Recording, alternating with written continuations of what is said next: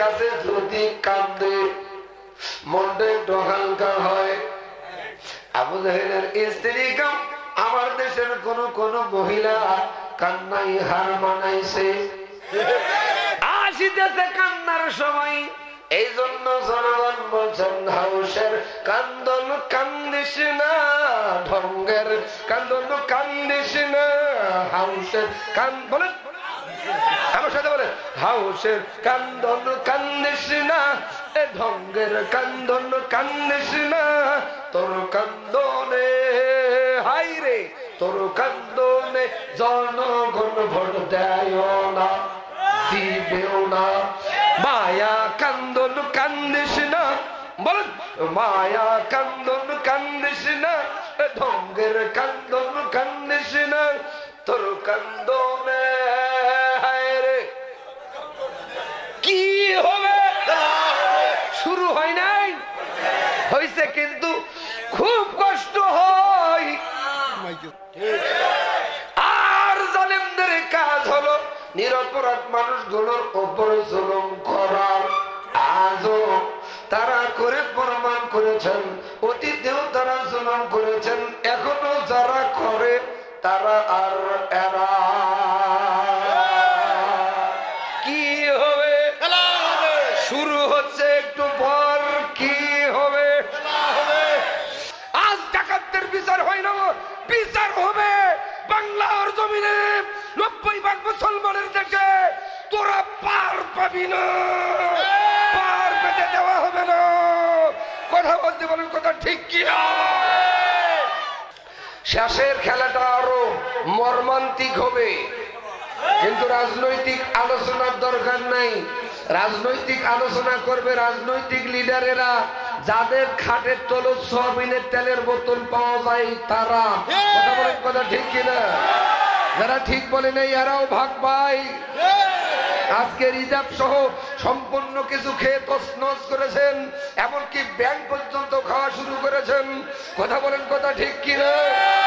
আমাদের হাতে যখন ব্যাংক ছিল তখন নিরাপদ ছিল, তোমাদের হাতে যা ব্যাংক আজ লুটপাট।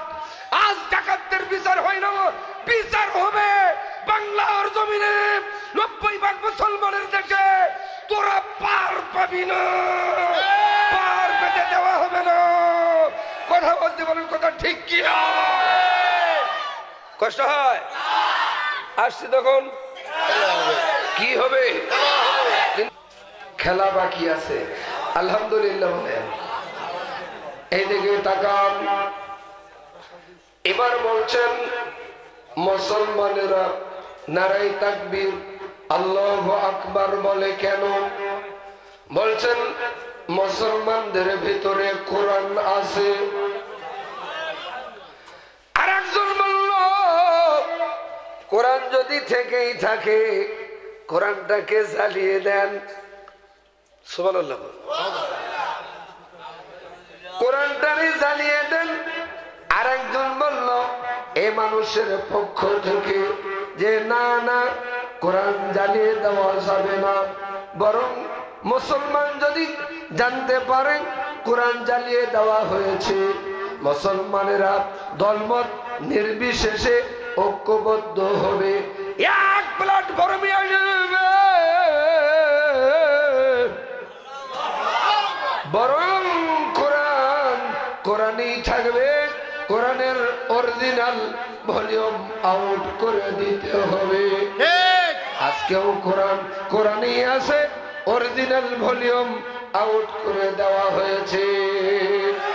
উদ্ধারকৃত ভলিউম থেকে আলোচনা করতে গেলে এক প্রকারের নাস্তিক মুসলমান কোরআন বিরোধীরা বলে হুজুরেরা রাজনৈতিক আলোচনা করে। বলতেছেন যে না না কোরআন জানিয়ে দেওয়া যাবে না, বরং কোরআনই থাকবে, কোরআনের অরিজিনাল ভলিউম আউট করে দিতে হবে। এই মানুষদের ভিতরে আর একজন বলল যে না আউট করে দেওয়া যাবে না, বরং কোরআন জানিয়ে দেওয়া যাবে না, আউট করে দেন। বলতেছেন তাহলে তাই করা হোক। আজ সূরা ফাতিহা থেকে সূরা নাস পর্যন্ত কি রদ বদল করা হয়েছে। জবরজের নোকতা পেশ কারো বাপের ক্ষমতা আছে, কিন্তু দেখেন আজ থেকে 200 বছর পূর্বে এই ইহুদিদের মাঝে বড় বড় আলেম আছে, তাদেরকে বলা হলো তোমরা গবেষণা করো, রিসার্চ করো। এবার তারা গবেষণা করলো, রিসার্চ করতে আরম্ভ করলো। সূরা ফাতিহার ভিতরে আল্লাহ যে আইন করেছেন তার বিপরীত আইন করতে হবে। ওয়া ইন্না হাযা সিরাতুম মুস্তাকিম।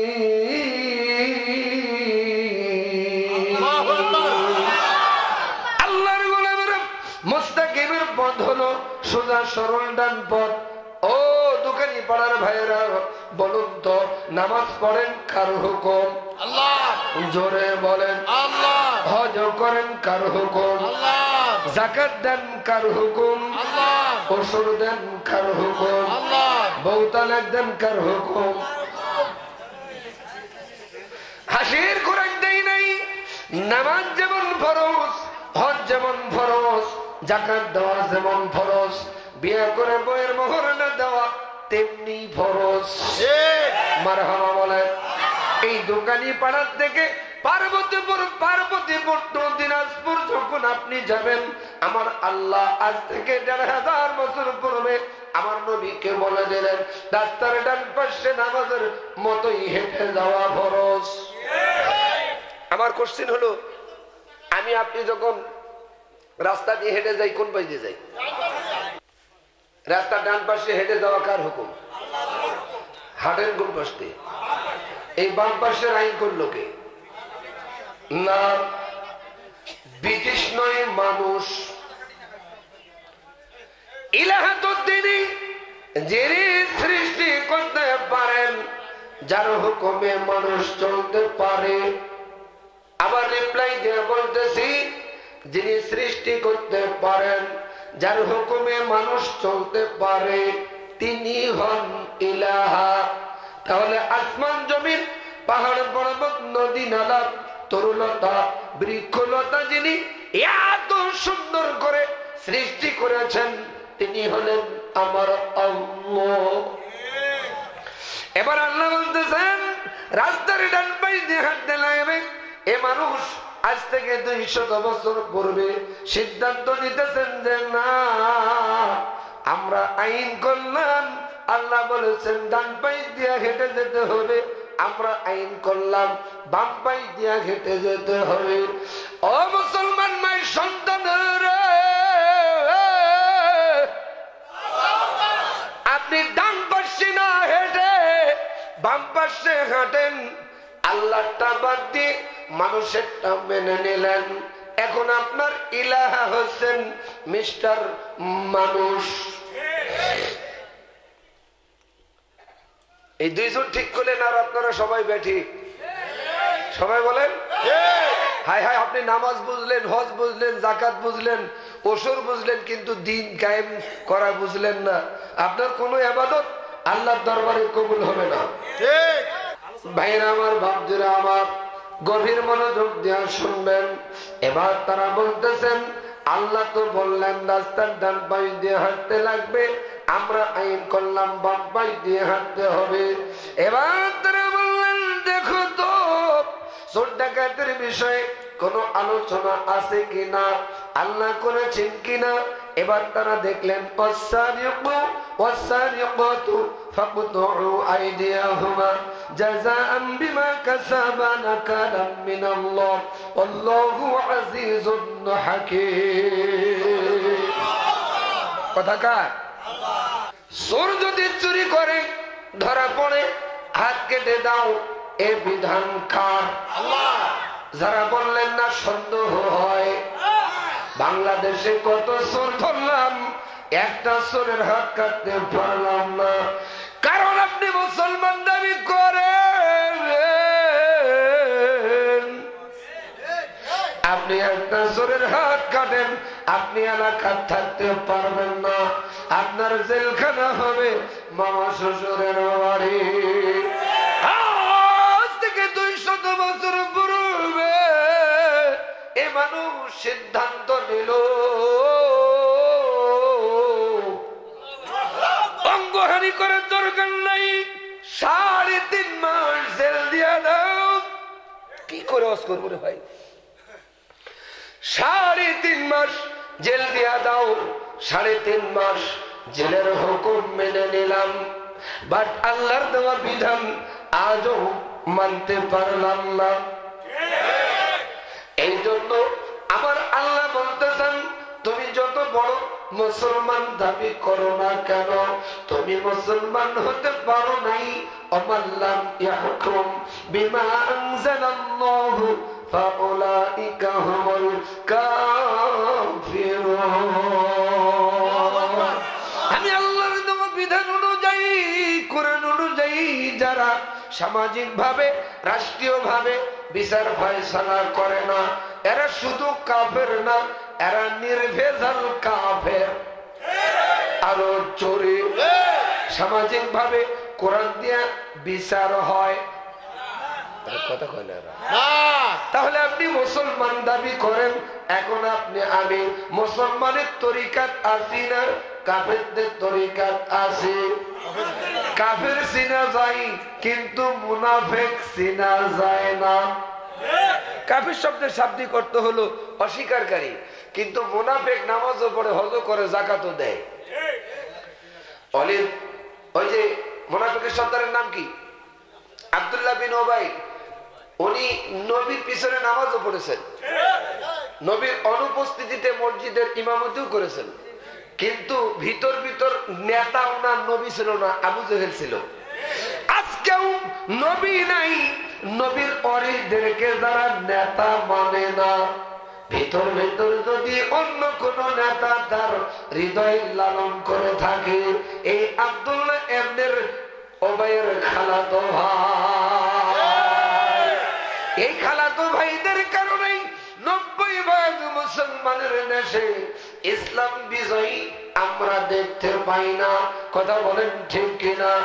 এই জন্য আমার আল্লাহ বলতেছেন 2 নম্বর আয়াতে কারিমায়, ওয়াল্লাম ইয়াহকুম বিমা আনজালাল্লাহু ফাউলাইকা হুমুল যালিমুন।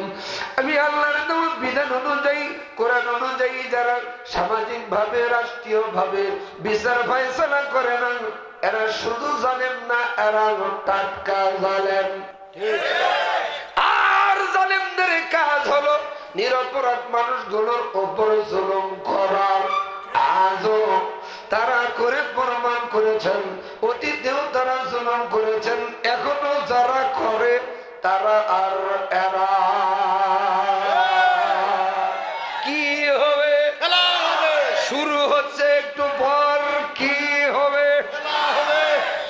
3 নম্বর আয়াতে কারিমায় আল্লাহ সুবহানাহু ওয়া তাআলা বলেন, আমাল্লাম ইয়াহকুম বিমা আনজালাল্লাহু ফাউলাইকা হুমুল ফাসিকুন। আমি আল্লাহর দেওয়া বিধান অনুযায়ী, কোরআন অনুযায়ী যারা সামাজিক ভাবে, রাষ্ট্রীয় ভাবে বিচার ফয়সালা করে না, এরা টাটকা ফাসিক। 1 নম্বর কাফের, বলেন 1 নম্বর, 2 নম্বর জালেম, 3 নম্বর ফাসিক। কাফের হতে চান না কারা? একটু হাত তুলে দেখেন, তোলেন হাত, এরকম করে। আল্লাহ হাত গুলাকে জান্নাতি হাত হিসেবে কবুল করুন। নামান হাত। আমরা কাফের হতে চাই না, মারহাবা বলেন। জালিম হতে চাই না, ফাসিক হতে চাই না। যদি না চাই, নবী আর আসবে কি ভাই? থাকবে কারা? নবীর ওয়ারিসেরা নবীর দেখানো পথ মতে চালাবে। আর চালাইতে গিয়ে নবীর উপরে যে জুলুম, নির্যাতন, রিস্টিম রোলার, জেল, জরিমানা, মামলা হামলা এসেছে, এরকম এভাবেও আসবে। আজকেও অস্বাভাবিকের কিছু নাই। সুবহানাল্লাহ বলেন। নবী এখনো নবী হন নাই, বয়স হলো 6। সুবহানাল্লাহ। কত বয়স? 6 বছর বয়স। আমার নবীর বাবা ছিল, মা। তাহলে আমার নবী মাটি ফাটি হয়েছে, মাও ছিল, মারহাবা বলেন। বাবাও ছিল। বাবার নাম আব্দুল্লাহ, বলেন। মায়ের নাম আমিনা। সুবহানাল্লাহ। আমার নবীর বাবাও ছিল, মাও ছিল, কিন্তু জন্মের পূর্বে আমার নবী পিতা হারায়। 6 বছর বয়সে মাকে মা বলে ডাক দেবার পর আর জীবনে কোনদিন কাউরে মা বলে ডাকতে পারে নাই। শুধুমাত্র মা হিসাবে ডেকেছে তার মেয়ে ফাতেমাতুল জোহরাকে। সুবহানাল্লাহ বলেন আরো জোরে। তার মায়ের চেহারা আর ফাতেমার চেহারা নাকি হুবহু মিল। সুবহানাল্লাহ বলেন। ফাতেমাকে মা ছাড়া কোনদিন আমার নবী ডাক দেন নাই। সেই নবী আমার বাপ হারা, মা হারা। যার বাবা নাই সমাজে, যার মা নাই তিনি হলো ইয়াতীম। যার বাবা নাই, মা নাই, তিনি বড় তার ব্যথা বোঝে, এই ব্যথা আর কেউ বোঝে না। ভাইরা আমার, বাপজিরা আমার, সেই সময়ের সমাজপতি এবং রাষ্ট্রপতি, রাষ্ট্র পরিচালনা যিনি করেন তার নাম হলো মিস্টার আবু জেহেল। নাম কি? আবু জেহেলের বাড়ি আজকেও হাজিরা হজ করতে গেলে পায়খানা পেশাব করতে না ইচ্ছা করলেও কাপড়টা তোলে। আমার হাজি সাহেব ভাই এখানে বসে আছে, অনেক হাজিরা এখানে আছে, কারণ আমার নবী এ হারামি কম জালাই। আজকেও আবু জেহেল কেউ কেউ কারণ হার মানায়। কি হবে? জোরে বন্ধ হবে। ভাইয়ের আবার এত নরমাল আওয়াজ দিলে তো চলবে না, কারণ আমি কষ্ট করে আলোচনা করতেছি শুধু আপনাদের জন্য। মারহাবা বলেন। কিন্তু রাষ্ট্রপতি আবু জেহেল মুহাম্মাদের চাচা হয়, কিন্তু আপন চাচা না। গ্রামে অনেক চাচা আছে, প্রতিবেশী চাচা আছে, নিজের সন্তানকে ওই প্রতিবেশী বাচ্চাকে বেশি ভালোবাসে। এমন চাচা আছে না নাই? কিন্তু এই চাচা সিদ্ধান্ত নিতেছে আমি রাষ্ট্রপতি, আমি দূর দূরান্তের সফরে যাব। মারহাবা বলেন। দূরের সফরে, সফর সঙ্গে আজকেও যদি বাংলাদেশের সরকার ইন্ডিয়াতে সফরে যায়, এমপি যায়, মন্ত্রী যায়, নেতা যায়, নেত্রী যায়, যতগুলা যাবার কথা নয় তার চেয়েও বেশি যায়। কথা বলেন ঠিক কিনা? কিন্তু আবু জেহেল সরকার প্রধান চিন্তা করে আমি সফরে যাব, সফর সঙ্গী আমি সহ আর 2 জন থাকবে। প্রথম সফর সঙ্গী হলো আব্দুল্লাহর বেটা মোহাম্মদ। আমার নবী আবু জেহেলের সফর সঙ্গী হওয়াই, রাষ্ট্রীয় সফর সঙ্গী হওয়াই আপনারা খুশি না বেজার? জোরে বলেন। নবীর ভালোবাসা মোহাম্মদ অন্তরে যদি না থাকে আপনি ইমানদার হতে পারবেন না।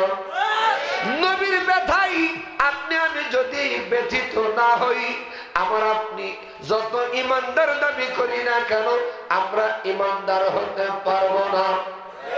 এবার আবু জেহেল সিদ্ধান্ত নিল, সেই সময় তো প্লেন ছিল না, উড়োজাহাজ ছিল না যে আপনার শহীদ মূর্তি ভাড়া করে মক্কায় নিয়ে যাবে।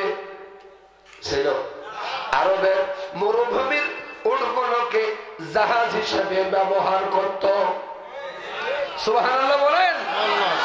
আবু জেহেল আর একজনকে সফর সঙ্গী হিসেবে গ্রহণ করলেন, তার নিজের সন্তান, নাম হলো আকরামা। কয়জন? আবু জেহেল নিজে, মোহাম্মদ, তার ছেলে আকরামা। এবার সফর সঙ্গী হিসেবে সকালবেলা বাড়ি থেকে বাইর হয়ে গেল দূর দূরান্তের সফরে। মারহাবা বলেন। সন্ধ্যা ঘনিয়ে আসে গো, বাড়ি আসে না। বাজারে যাবেন, এই দোকানি পাড়া থেকে পার্বতীপুর, সকালবেলা সন্ধ্যা ঘনিয়ে আসে বাড়ি আসেন না। আপনার জন্য কেউ চিন্তা না করলে আপনার বাড়িতে আপনার বউ আপনার জন্য চিন্তা করবে না, করবে না। এরকম আবু জেহেলের বউ চিন্তা করতেছে, আর বাইরের দরজা খুলে রাস্তায় এসে যারে দেখতে পাই তারে বলেন, রাষ্ট্রপতি আবু জেহেল রে কি তোমরা দেখেছ? কেউ বলছেন না, দেখি নাই। কিন্তু সবার চোখের আড়াল যখন হলো, মাগরিবের পূর্বে আবু জেহেলের স্ত্রী দূর থেকে দেখতে পান দুইজন আছে উটের পিঠিতে, আর একজন উটের লাগাম ধরে টানে টানে আনতেছে। ছোটটা উটের পিঠিত মোহাম্মদ না আকরামা চিনতে পারে না। মারহাবা বলেন। দূর থেকে সব সময় চিনা যায় না, কাছাকাছি যখন এসে আবু জেহেলের স্ত্রী দেখতে পাইলেন, তার ছেলেকে আবু জেহেল উটের লাগাম ধরে দিয়েছেন। যার বাবা নাই মা নাই, এতিমটারে উটের পিঠিত নিয়েছেন। এমন দৃশ্য দেখাই আবু জেহেলের বউ বলতেছেন, আবু জেহেল আজ বাড়ি আইসো, হয় তোমার একদিন নইলে আমার একদিন। এরকম জাহিল মার্কা বউ মনে হয় পার্বতীপুর নাই। জোরে বলেন, জোরসে বলুন।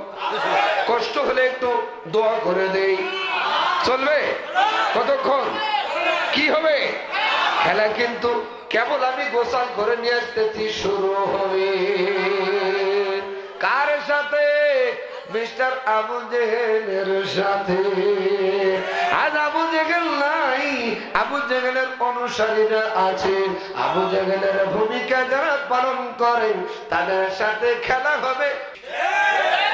কথা বোঝে না? কি হবে? কিন্তু আমার মতো মানুষকে ডাকার পরে আপনারা ভালো যন্ত্র দিতে পারেন নাই।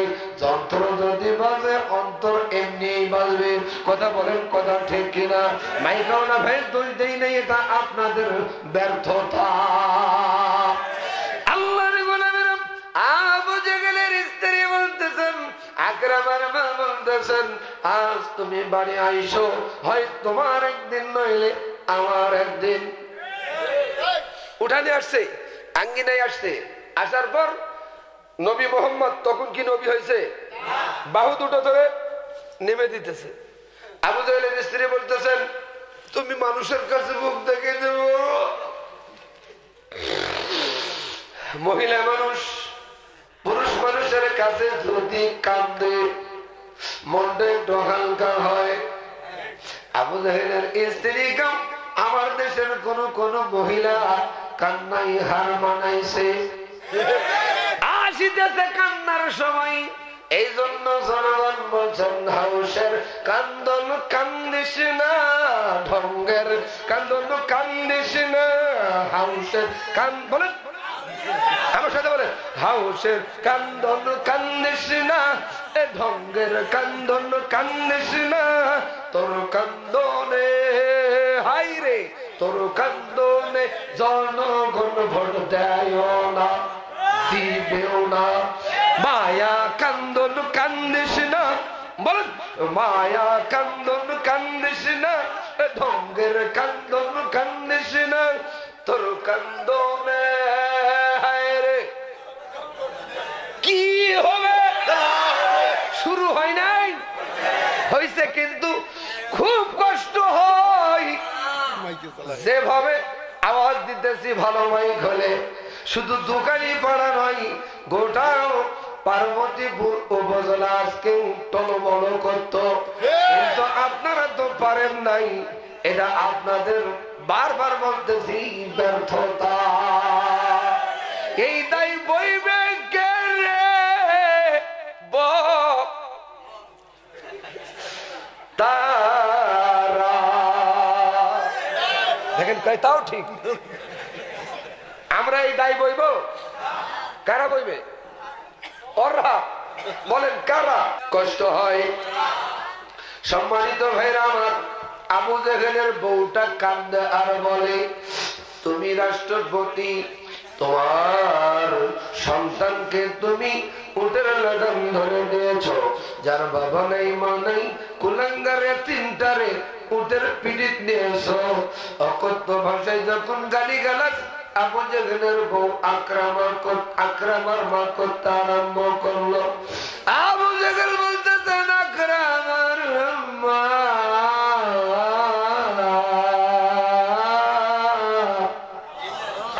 তুমি এতক্ষণ বক্তৃতা দিলে গো, আমারও কিছু বক্তৃতা আছে, বলো কি বক্তৃতা দিবার চাও? আবু জেহেল কত নাম্বার বক্তা আর তার বউ কত নাম্বার শ্রোতা। ও পার্বতীপুরের ভাইরা, আপনাদের জানার দরকার আছে না নাই? শুধু আজাদি আর আনারুল ভাই বক্তা তা কিন্তু নই। আবু জেহেল বলতেছেন আমারও বক্তৃতা আছে। একথা দিয়ে বোঝা যায় আবু জেহেল শুধু রাষ্ট্রপতি নয়, উনিও বক্তা। এখন নরমাল ঠিক বললে এই স্যাটেলাইটে যাবে, ইউটিউবে আওয়াজ যাবে, এটা আওয়াজ দিয়ে বলেন ঠিক, আরো জোরে। আবু জেহেল এভাবে বয়ান করতেছেন, বক্তৃতা করতেছেন, আকরামার মা, ও আকরামার মা, আকরামা আমার জন্ম কিনা আমার সন্দেহ হয়। 30 বছর ঘর সংসার করতে গিয়ে স্বামী যদি বলে এটা আমার নয়, বলেন তো মাথায় মাথা পোকার কামড় দিছে, বলেন তো অনেক সময় অনেকের পোকার কামড় দেয় না, দেয় না।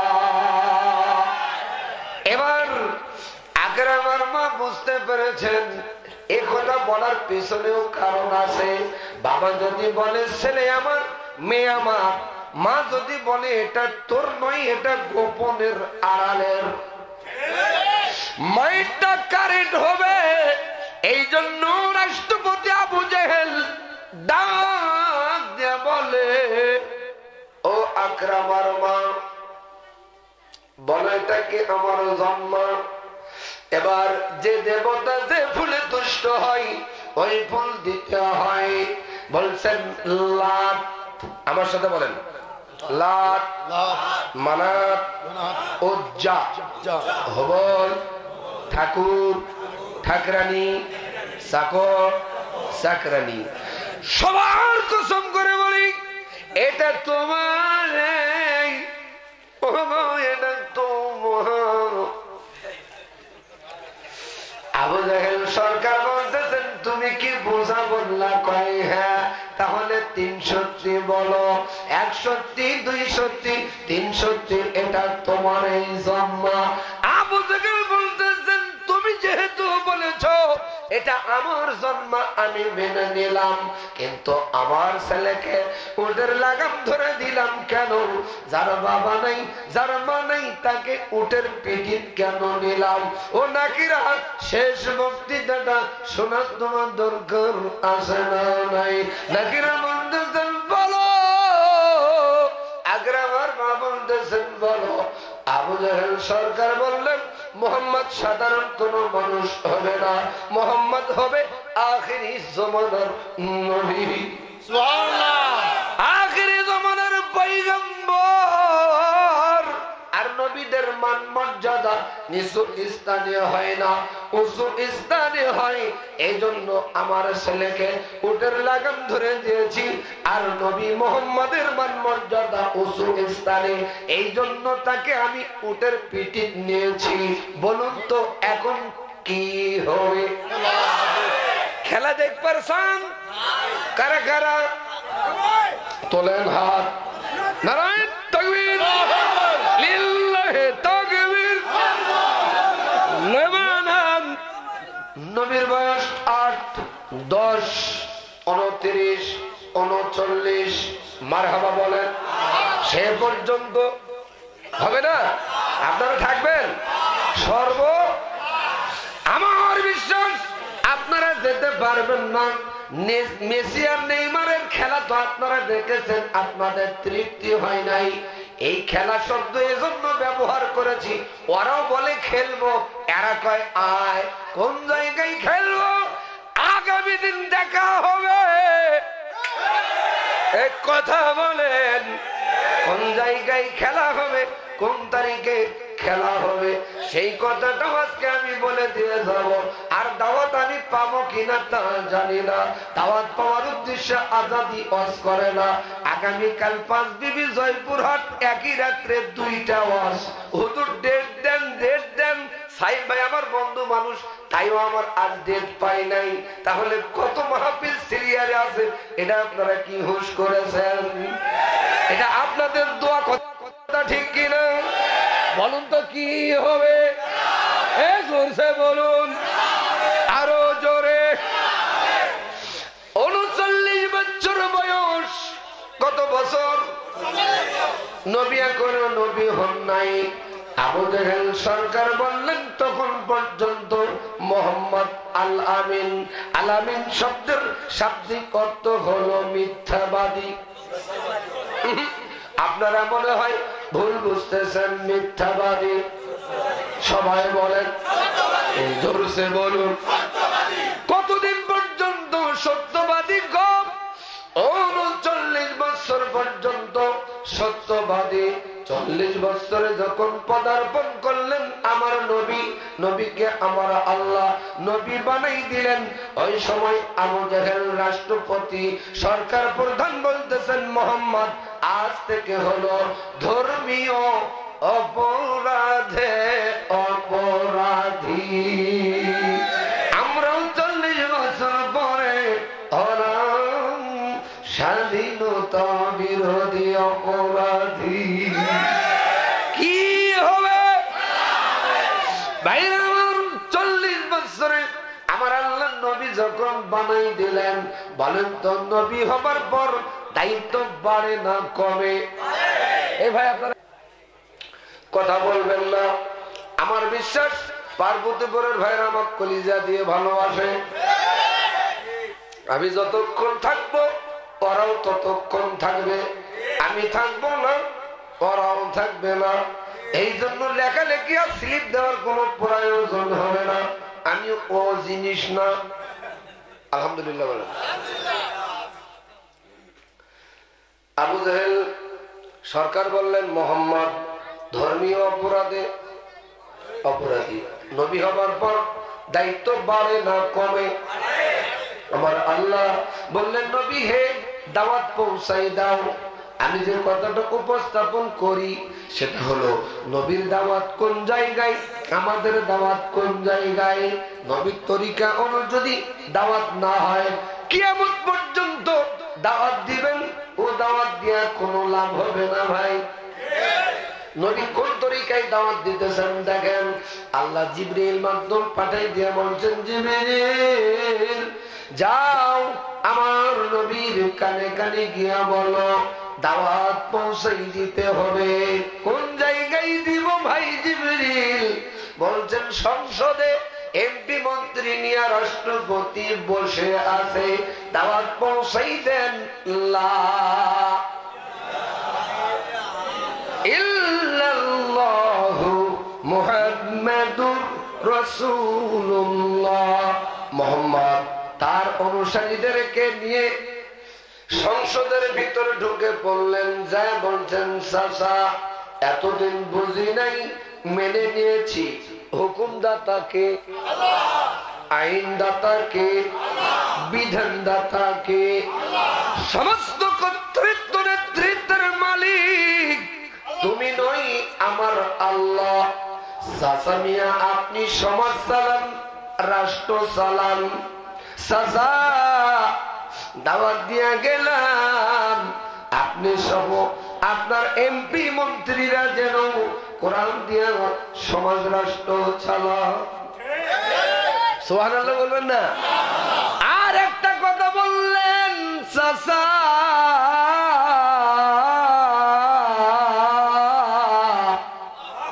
আল্লাহর কোরআন দিয়া যদি আপনি সমাজ রাষ্ট্র না চালান, আমার কর্মী বাহিনীদেরকে নিয়ে টানিয়ে হিসড়ে সংসদ ভবন থেকে রাস্তায় নেমে দিব গো চাচা। নবীর দাওয়াত কোন জায়গায় আর আমাদের দাওয়াত কোন জায়গায়? এখন মসজিদ হয়েছে নাকি দুনিয়াবি কথা বলা যাবে না? কোনটা দুনিয়াবি আর কোনটা আখিরাতি তুমি তো নিজেও জানো না। এত নরমাল ঠিক বললে তো হবে না। মদিনার মসজিদটা হলো সংসদ ভবন, ওখানে আইন তৈরি করা হয়, ওখানে জেনাকারীর বিচার করা হয়। সুবহানাল্লাহ। এখন কই মসজিদে দুনিয়াবি কথা বলা যাবে না, এই ফতোয়া যারা দেয় আজ থেকে ১,৫০০ বছর পূর্বে আমার নবী বললেন ওই দলকে তোমরা যেখানেই পাবা সেখানেই তোমাদের যুদ্ধ করা ফরজ হয়ে যাবে। সুবহানাল্লাহ বলেন। নবী সাহাবারা বললেন ইয়া রাসূলুল্লাহ ওই দলটারে আমরা কেমনে চিনব? নবীজি বলতেছেন ওই দলের অধিকাংশ লোক হবে মূর্খ এবং অশিক্ষিত। কথা কয় না। আরো চিনার কোন উপায় আছে? বলছেন মুরব্বীদের মাথা থাকবে নাড়িয়ে। তাদেরকে যদি বলা হয় তোমরা নাড়িয়ে করেছো কেন, তারা বলবে রাসূলুল্লাহর সুন্নাহ হলো নাড়িয়া করা। অথচ নবীজি হজ উমরা ছাড়া জীবনে কখনো নাড়িয়া করেন নাই। সুবহানাল্লাহ বলেন। এই দলের সাথে তোমাদের যে কোথাও দেখা হোক যুদ্ধ করা ফরজ। আর ওই যুদ্ধে যদি তোমরা মারা যাও সবচাইতে শহীদি মর্যাদা অতি উত্তম হইবে। নবী সাহাবারা বললেন ইয়া রাসূলুল্লাহ ওই দলটা বাড়াবে কোন দেশ থেকে? নবীজি বললেন আমার পূর্ব দেশ বলতে ভারত, ভারত থেকে এই দলের উৎপত্তি হবে।